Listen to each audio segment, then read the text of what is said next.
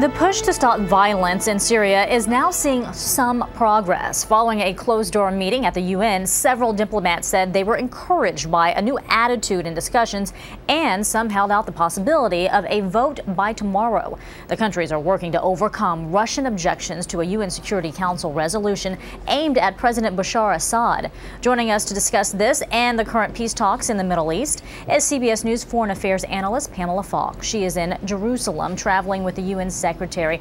Pam, for the past couple of weeks, there has been this standoff with Russia over their ally Syria. Russia has a veto vote, and they say they will use it if the resolution contains any hint of a military intervention or regime change in Syria. So how does the UN plan to get around that? Well, there's been intense negotiations about the resolution that you saw discussed earlier this week.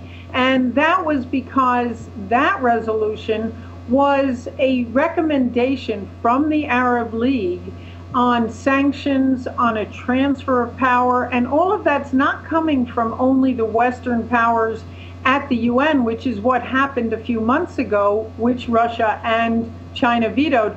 But this time it's coming from the Arab League, and the entire 22-member Arab League voted in favor of it. Now, there were two abstentions, but Lebanon and Algeria, but the overall Arab League would like Syria to have a transfer of power. Now, right now, there have been above 5,000 people killed. Every day you hear 15, 20, 70 people killed. It just keeps going on. And what you heard from the UN Secretary General here in both in Jerusalem and in the Palestinian territories was this has to stop. Now, what you're seeing at the UN is negotiations going on. The problem will be is if they take too much out of it in order to just get something passed. And Russia does not want any use of force, and also wants a guarantee that there won't be any use of force. And that's very hard for the UN to do. Pam, let's shift to the Middle East peace talks now, because you are in Israel with the Secretary General. So to guarantee that there won't be any use of force. And that's very hard for the UN to do. Pam, let's shift to the Middle East peace talks now, because you are in Israel with the Secretary General. So what's his main goal during this trip?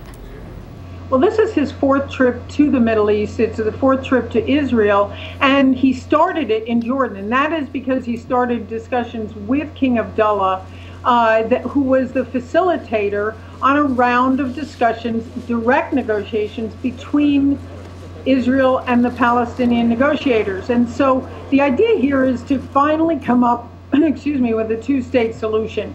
And that is really what he's trying to press. He said it's going to be an emphasis, a focus of his second term in office at the UN.